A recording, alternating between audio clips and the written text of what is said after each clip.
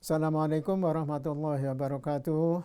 Salam sejahtera buat kita semua. Salam sehat. Mudah-mudahan Anda sehat semuanya ya. Baik, selamat bertemu kembali dengan saya Umar Basalim pada materi kuliah kali ini, materi kuliah yang ke-6. Kita akan membahas tentang pasar uang dan kurva LM. Jadi kita akan melihat hubungan antara tingkat bunga dan pendapatan nasional di pasar uang. Nah, sekarang kita jelaskan apa pasar uang itu ya. Pasar uang sama dengan pasar barang ya. Terjadi permintaan dan penawaran dan seimbang kalau permintaan uang sama dengan penawaran uang. Permintaan uang untuk apa? Permintaan uang untuk transaksi ya, untuk membeli barang-barang, untuk konsumsi ya. Itu jadi permintaan uang itu adalah turunan dari permintaan terhadap barang dan jasa, terhadap barang ya. Disebut derivatif demand dari barang. Artinya apa? Artinya kalau pendapatan nasional naik, maka permintaan uang akan bertambah. Ya, kalau pendapatan nasional naik, maka kan belanja juga bertambah. Berarti perlu permintaan uang bertambah. Nah, sekarang kalau penawaran uang bagaimana? Kalau penawaran uang itu otonom. Dia tergantung kepada bank sentral, kepada Bank Indonesia di Indonesia. Itulah Bank Indonesia akan menentukan berapa besar penawaran uang. Ya, berapa besar penawaran uang. Dengan berbagai macam pertimbangan, BI lah yang menentukan itu. Dan itu artinya apa? Artinya otonom, tidak ada hubungannya dengan pendapatan nasional. Sekarang kita akan lihat kalau motif orang memegang uang itu apa? Kalau dulu waktu klasik itu hanya untuk transaksi dan berjaga-jaga, oke lah ya. Kedua-duanya itu yang untuk transaksi maupun berjaga-jaga tergantung pendapatan nasional.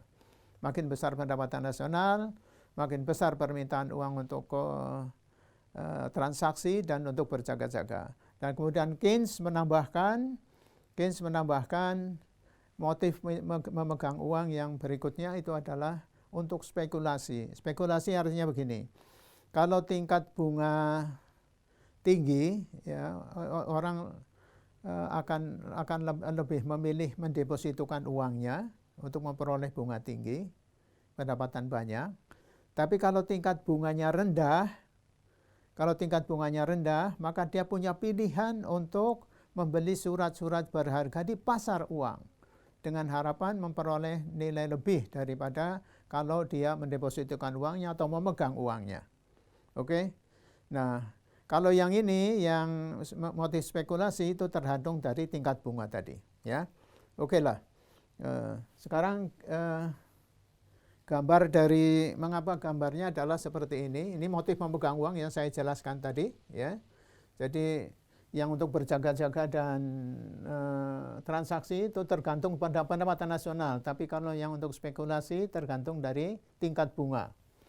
Nah, penawaran uang tadi tergantung dari Bank Indonesia. Ya, ini MS itu money supply, penawaran uang real. Ya, itu juga begitu real money supply sama dengan money supply nominal dibagi tingkat harga. Oke, nah, jadi kalau tadi digambar, maka Anda akan mempunyai ini pendapatan nasional, bukan pendapatan nasional ya, di pasar uang dulu ya. Ini pasar uang, ini MSMD. Tadi penawaran uang itu bentuknya seperti ini. Ini money supply. Jadi tidak tergantung tingkat bunga maksudnya ya, tidak tergantung tingkat bunga. Kalau permintaan uang itu tergantung pendapatan nasional. Kalau misalnya permintaan uang pada awalnya ini MD, jadi kurva permintaan uang sama dengan kurva permintaan yang lain ya, sama dengan kurva permintaan barang, sama dengan tadi kurva ES ya. Ketika kita menjelaskan kurva ES, slope-nya negatif. Ya, karena makin tinggi tingkat bunga seperti itu ya. Pokoknya negatif slope-nya. Oke. Kalau misalnya ini adalah pada tingkat pendapatan Y0. Ini tadi keseimbangannya di sini. Ini tingkat bunga keseimbangan, ini apa? MS sama dengan MD di sini. MS sama dengan MD di sini, money supply sama dengan margin demand ke apa? Keseimbangan, itu keseimbangan di pasar uang. Keseimbangan di pasar uang. Sekarang kalau pendapatan nasional naik bagaimana? Kalau pendapatan nasional naik maka kurva MD akan bergeser ke atas ini. Ini MD. Kalau tadi MD1 boleh, ini MD2, ini pendapatan nasionalnya Y2 ya. Karena pendapatan nasional naik. Tingkat bunganya apa? Tingkat bunganya naik ya. Tingkatnya naik, tapi pendapatan nasional permintaan dan penawaran uang real keseimbangannya sama ya. Yang naik hanya nominalnya. Nominalnya itu kotak ini ya. Kotak ini setelah naik menjadi kotak lebih besar ini, itu nominalnya. Tapi realnya ini karena dibagi dengan harga. Oke. Nah, itu keseimbangan itu adalah keseimbangan di pasar uang. Sekarang kita akan melihat hubungan antara tingkat bunga dan pendapatan nasional di pasar uang ya. Ini tadi yang saya gambar itu. Oke. Ini. Oke. Nah, sekarang setelah ini Anda paham bahwa keseimbangan di pasar uang itu tergantung dari permintaan dan penawaran uang ya. Kalau kalau pendapatan naik maka permintaan uang naik. Sekarang kita akan membahas pergeseran ya. Pergeseran kurva LM. Kita akan membentuk kurva LM dulu ya. Sebelum ini kita akan membentuk apa? Kita akan membentuk kurva LM. Caranya bagaimana? Caranya begini. Ini saya gambar aja di sini. Kalau tadi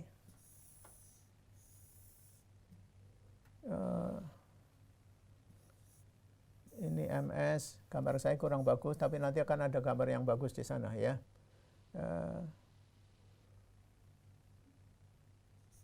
Ini di sini MD real sama dengan MS. Oke, tadi ini MD pendapatan permintaan uang ketika pendapatan nasional Y0 ya. Sekarang kalau tadi pendapatan nasional naik, ini tadi tingkat bunga keseimbangan ketika Y0 ini. Nah, sekarang sebutan lain dari money supply itu adalah jumlah uang beredar ya. Jumlah uang beredar itu ditentukan oleh bank sentral. Bank sentral bisa menambah jumlah uang beredar atau menguranginya dengan 3 cara. Ya, yang pertama dia bisa mencetak uang. Kalau bank sentral mencetak uang kan jumlah uang beredar bertambah. Ya, kalau jumlah uang beredar bertambah maka kurva kurva MS-nya itu akan bergeser ke sana, akan bergeser ke kanan ya. Atau ini mengurangi ya. Kalau mengurangi sebaliknya seperti itu ya. Kalau mengurangi tidak bisa dia bisa menarik uang dari bank-bank sentral. Yang disebut uang beredar adalah uang yang berada di bank-bank komersial dan di masyarakat. Nah, bank-bank komersial itu harus menyimpan uangnya sejumlah tertentu di Bank Indonesia yang disebut dengan giro wajib minimum ya. Giro wajib minimum, GWM, giro wajib minimum. Nah, kalau misalnya giro wajib minimum ditentukan 10% dari dana masyarakat yang terkumpul di perbankan, maka 10% itu tidak beredar. 10% itu tidak beredar. Ya, 10% itu masuk ke Bank Indonesia. Jadi jika bank sentral mengurangi jumlah uang beredar, ya, apa yang akan terjadi? Caranya, sekarang saya caranya mengurangi jumlah uang beredar. Jadi menurunkan ini dulu, menurunkan giro wajib minimum. Kalau giro wajib minimumnya tadinya 20% uang yang ada di BI, kalau diturunkan 10%, ya 10% kembali ke bank-bank komersial, beredar itu menjadi uang beredar, ya. Ya.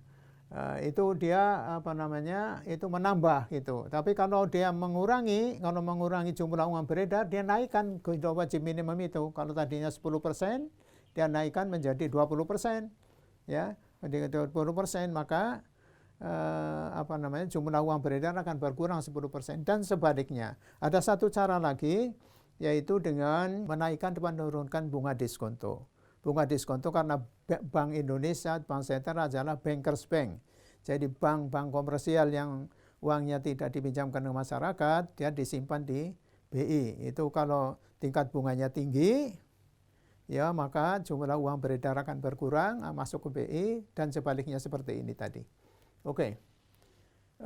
Ada cara lain, yaitu dengan operasi pasar terbuka. Operasi pasar terbuka artinya bank sentral itu membeli atau menjual surat-surat berharga pasar uang.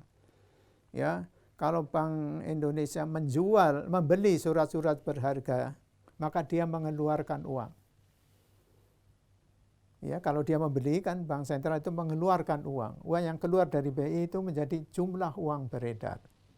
Ya, tapi sebaliknya, kalau dia akan menambah jumlah uang beredar, mengurangi jumlah uang beredar, ya dia jual surat-surat pasar uangnya, dia jual.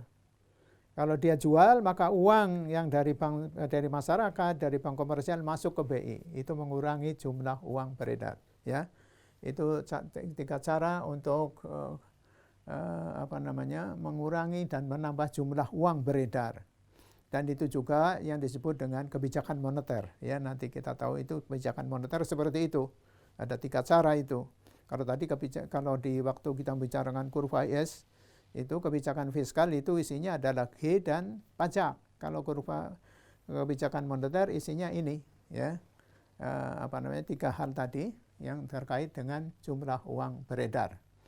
Oke, sekarang kita ingin mengetahui hubungan antara jumlah uang yang beredar dengan tingkat bunga. Sekarang coba ya kita ikut lagi ini. Ini yang tadi saya jelaskan. Sekarang kalau Bank Indonesia ini menambah jumlah uang beredar, maka kurva ini akan bergeser ke atas, tingkat bunganya akan naik, dan ini keseimbangan di pasar uang. Ya, keseimbangan di pasar uang. Keseimbangan di pasar uang artinya apa? Penawaran uang sama dengan permintaan uang. Ini di sini permintaan uang sama dengan penawaran uang, di sini juga begitu, ya. Tapi sekali lagi itu permintaan dan penawaran uang real. Ini likuiditas real. Jadi nominal dibagi dengan harga. Dan kita akan membentuk kurva LM. Kurva LM itu apa? Kurva LM itu adalah kurva yang menunjukkan hubungan antara tingkat bunga dan pendapatan nasional ketika pasar uang dalam keseimbangan. Tadi Anda sudah mengetahui bagaimana keseimbangan di pasar uang, ya. Perubahan keseimbangan di pasar uang Anda sudah tahu tadi. Oke, sekarang kita akan membuat kurva LM dari keseimbangan di pasar uang tadi itu, ya. Nah, kurva LM tadi kan hubungan antara tingkat bunga dan pendapatan nasional. Ini sumbu R, sumbu yang ini sama dengan ini, ya. Jadi sekarang kita sejajarkan karena sumbunya ini sama. Kalau kurva IS yang sama adalah ini pendapatan nasionalnya, ya. Maka oke. Nah, supaya mudah dipahami kita sejajarkan, sampingkan, ya. Sekarang kalau jumlah uang beredar meningkat bagaimana? Ini bergeser ke atas. Kalau tadi ini keseimbangan awal di sini, Anda buat titik di sini, ya. Pendapatan nasionalnya berapa Anda tentukan aja, Y1 di sini misalnya. Di sini Y0 atau Y1 boleh, Y1 ada di sini, Anda tarik, Anda ketemu titik ini. Anda sudah ketemu titik itu, sekarang kalau jumlah uang beredar bertambah, maka kurva ini akan akan bergeser ke atas, ini tingkat bunganya naik gitu. Perhatikan ini yang pertama itu tadi adalah ketika pendapatan nasional Y1, sekarang pendapatan nasionalnya naik. Bukan uang beredar maksud saya, pendapatan nasionalnya naik. Kalau pendapatan nasionalnya naik, maka kurva permintaan uang itu akan naik, ya. Ini tingkat bunganya apa? Tingkat bunganya naik. Gambarannya apa? gambarannya ini tingkat bunganya di sini R2. Anda tarik titik ke sini, pendapatan nasional naik dari Y1 menjadi Y2, berapa tadi? Y2 Anda buat di sini. Kalau Anda tarik, Anda akan memperoleh kurva ini, ya, kurva LM. Jadi kurva LM itu adalah kurva yang menunjukkan hubungan antara tingkat bunga ini dan pendapatan nasional ketika pasar uang dalam keseimbangan. Ketika pasar uang dalam keseimbangan. Ini keseimbangan pasar uang, ini keseimbangan pasar uang. Ya, keseimbangan ini berubah karena pendapatan nasionalnya berubah. Ya, karena apa? Karena permintaan uang itu tergantung dari pendapatan nasional. Oke, sekarang saya teruskan. Ya, Anda sudah tahu itu. Maka berikutnya kita akan tahu bagaimana ini pendekatan matematis. Ini contoh saja ya. Jadi seperti ini mudah sekali. Ini penawaran uang real 240, permintaan uang MD sama dengan MT ditambah itu permintaan uang MD sama dengan MT ditambah MA, itu motif transaksi, ini diketahui semuanya. Anda cari persamaan LM ya tinggal dimasukkan aja ya. Kalau Anda dimasukkan nanti Anda akan tahu hasilnya seperti ini. Oke? Ya. Oke. Itu dengan mudah ya. Oke. Nah, sekarang kita akan membahas pergeseran kurva LM.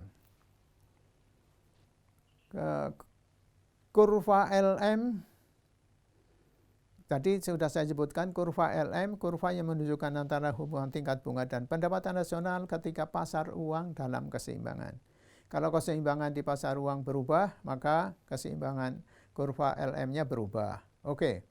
Nah, sekarang kita akan mengetahui kalau tingkat bunganya tidak berubah, ya. Kalau jumlah uang kalau pendapatan nasionalnya tetap, tapi jumlah uang beredar bertambah, apa yang terjadi? Ya, kalau tadi yang pertama itu di sini itu Anda membaca ini adalah pergeseran pergeseran, bukan pergeseran, di sini adalah pergerakan dalam satu kurva LM, dalam satu kurva permintaan ini. Nah, kalau sekarang kalau tingkat bunganya tidak berubah ya seperti tadi. Kalau ini kan tadi ini yang tadi ya, bagaimana. Sekarang kalau tingkat bunga atau pasar uangnya, kalau jumlah uang beredar bertambah tapi apa? Ini tingkat bunganya ini, kalau ini kan naik tingkat bunganya ya. Kalau jumlah uang beredar bertambah, maka kurva ini MS ya. Penawaran uang, maka itu yang terjadi ya. Nah, kurva LM akan bergeser ke kanan. Bagaimana caranya? Begini, kalau awalnya ini R1, pendapatan nasionalnya di sini ini, mana R1 ini. Nah, sekarang kalau jumlah uang beredar bertambah, kalau jumlah uang beredar bertambah tadi sudah ada menjadi R2 di sini, maka pendapatan nasionalnya sudah berubah menjadi ini. Ya. Nah, sekarang ini gambar ini terbalik, ini yang R1-nya di sini. Ini LM1 ya. Ini LM2. Ini tadi kita menggambar kurva LM yang pertama dari kejadian ini, bentuknya di sini, ya, di LM ini, ya. Nah, sekarang kalau ini ada ininya. Saya begini, kurva LM ya. Tadi kurva LM itu bentuknya begini. Ini pendapatan nasional, ini tingkat bunga. Oke, kalau tingkat bunganya tetap, misalnya tetap ini R0, ya, R1 lah supaya gampang, S1, R2. Ini tadi pendapatan nasionalnya Y1. Sekarang kalau misalnya ini LM ya. Ini LM. Kurva LM itu akan bergeser kalau jumlah uang beredar berubah. Ya. Kalau jumlah uang beredar berubah. Kalau jumlah uang beredar bertambah, maka ya permintaan uang akan bertambah gitu kan ya, produksi nasional naik. Jadi kalau uang banyak kan kemudian para pengusaha akan menaikkan investasinya, menambah produksi nasional, pendapatan nasional naik. Oke. Kalau itu yang terjadi, maka kurva LM akan bergeser ke kanan, ya. Kalau itu, ya. Kurva LM akan bergeser ke kanan, tadi sebetulnya sudah. Jadi LM1 dari M0, M1 artinya ada pada tingkat bunga yang sama, pendapatan nasionalnya lebih besar, ya. Oke. Nah, sekarang kalau yang berubah itu adalah tadi kalau perubahan ini Anda sudah tahu, kalau jumlah uang beredar bertambah, maka kurva LM akan bergeser ke kanan, dan sebaliknya kalau kalau jumlah uang beredar berkurang, kurva LM akan bergeser ke kiri, ya. Oke. Sekarang itu Anda tahu kurva LM slope-nya positif, kalau kurva IS slope-nya negatif, ya. Nah, ini sama dengan kurva penawaran, ya. Sama dengan penawaran barang, kalau harga tinggi ya yang ditawarkan banyak, ya. Ini sama saja, ya. Oke. Jumlah uang beredar itu hubungan antara jumlah uang beredar dan pendapatan nasional. Sekarang kita akan menggunakan kedua pengertian yang tadi, pertama kurva IS dan kurva LM, bagaimana implikasinya terhadap pendapatan nasional. Jadi kalau ini pendapatan nasional, ini tingkat bunga, ini kurva IS yang Anda sudah tahu, ini kurva LM yang baru kita gambar, ini kurva LM yang baru kita gambar, ini adalah keseimbangan. Keseimbangan apa? Tadi kan kurva IS keseimbangan di pasar barang. Hubungan tingkat bunga dan pendapatan nasional di pasar barang. Nah, sekarang kurva LM ini keseimbangan di pasar uang, hubungan antara pendapatan nasional dan tingkat bunga di pasar uang, ketika pasar uang dalam keseimbangan. Nah, kalau ketemu dua-duanya ini, ya ini keseimbangan pendapatan nasional di pasar barang dan pasar uang. Keseimbangan apa? Keseimbangan pendapatan nasional dalam keseimbangan pada tingkat bunga R0 dan Y0, di mana pasar barang dan pasar uang dalam keseimbangan. Seimbang, ya, permintaan dan penawaran uang seimbang. Nah, sekarang kalau bagaimana kalau salah satu dari komponen ini berubah? Bagaimana salah satu kalau komponen ini berubah, ya? Disebut misalnya disebutnya dalam slide atau dalam buku itu guncangan. Misalnya ada guncangan terhadap jumlah uang beredar. Sekali lagi, jumlah uang beredar adalah penawaran uang. Penawaran uang, money supply, itu adalah jumlah uang beredar. Nah, kalau kita kembali dulu yang kurva IS, ya. Kurva IS ini kan waktu itu kita tunjukkan, ini isinya adalah C, I, G, X minus M, ya. Ini kurva IS ini isinya. Jadi kalau komponen ini berubah, maka kurva IS berubah. Kita sudah jelaskan ya waktu itu, ya. Ya, kita sudah jelaskan waktu itu. Perubahan kurva IS. Kalau komponen-komponen ini berubah. Nah, sekarang kalau LM ini apa? Ini jumlah uang beredar. Ini MS isinya, ya. Isinya MS. Kalau MS berubah, maka kurva LM akan berubah, ya. Kurva LM akan berubah. Nah, sekarang kalau misalnya begini, ini dulu, ya, G naik. G naik, apa yang terjadi? Pengeluaran pemerintah naik, Anda sudah tahu, maka kurva IS akan bergeser ke kanan sini. Akan bergeser ke kanan menjadi IS1. Akibatnya apa? Tingkat bunga akan naik, ini. Dari R0 menjadi R1. Kemudian pendapatan nasional naik, ya. Pendapatan nasional menjadi Y1, ya. Jadi itu memang pendapatan nasional naik, tapi tingkat bunga juga naik. Kalau tingkat bunga naik, nanti efeknya apa? Efeknya mengurangi investasi. Jadi yang disebut dengan crowding out, ya. Oke. Itu kalau G yang naik. Kalau G-nya turun sama, ini kurva IS bergeser ke kiri, ya. Sekarang kalau misalnya yang berubah ada kurva LM. Tadi kurva LM itu berubah kalau apa? Kurva LM berubah kalau penawaran uang berubah. Kalau jumlah penawaran uang beredar, kalau jumlah uang beredar bertambah. Ya, caranya tadi sudah saya jelaskan. Ya, bagaimana cara menambah atau mengurangi jumlah uang beredar. Kalau itu yang terjadi, maka yang bergeser kurva LM. Ya, kalau jumlah uang beredar bertambah, maka kurva LM kan bergeser ke kanan sini menjadi LM1. Ini awalnya ini ya. Jadi tingkat bunganya apa? Tingkat bunganya akan turun dari R0 menjadi R1. Pendapatan nasionalnya juga turun, ya. Pendapatan nasional juga turun. Oke. Jadi kalau pendapatan nasionalnya tadi ini R-nya turun, pendapatan nasional naik, sorry. Pendapatan nasionalnya naik. Bagus sekali ini. Ya.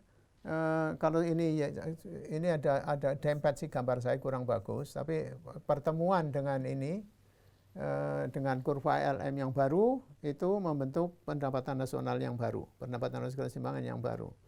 Nah, ini bagus sekali karena apa? Karena tingkat bunga turun. Kalau tingkat bunga turun kan kemudian investasi naik. Kalau investasi naik, AE naik. Kalau AE naik, pendapatan nasional naik, ya. Itu begitu. Jadi ini hubungan interaksi antara kurva IS dan kurva LM. Kurva IS nanti akan menjadi objek dari kebijakan fiskal, sedangkan kurva LM nanti akan menjadi objek dari kebijakan moneter, ya. Oke. Itu sejauh ini Anda telah mempunyai gambaran tentang keseimbangan pasar barang dan pasar uang, hubungan antara tingkat bunga dan pendapatan nasional di pasar barang dan pasar uang, serta perubahan-perubahan atau pergeseran kurva IS maupun kurva LM.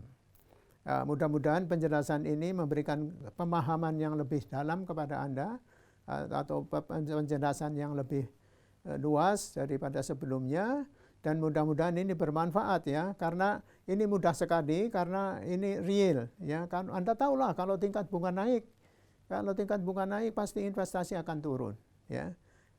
Tapi bisa juga tingkat bunga tidak naik tapi investasi naik kalau misalnya ada gairah investasi meningkat akibat misalnya ada harapan memperoleh keuntungan di masa depan, maka kurva IS juga akan berubah.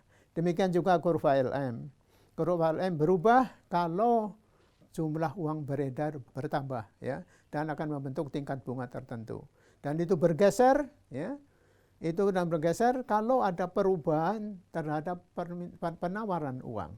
Penawaran uang ya, bukan permintaan uang. Oke, itulah penjelasan saya tentang kurva IS dan LM, dan sampai di sini mudah-mudahan ini bermanfaat buat Anda untuk memahami presentasi selanjutnya ya, tentang hubungan antara yang belum Anda bicarakan, belum mengetahui apa hubungan antara harga dan pendapatan nasional. Sampai di sini Anda baru tahu hubungan antara tingkat bunga dan pendapatan nasional. Oke, sampai di sini. Assalamualaikum warahmatullahi wabarakatuh. Salam sejahtera, salam sehat buat kita semua. Sampai jumpa pada kesempatan lain.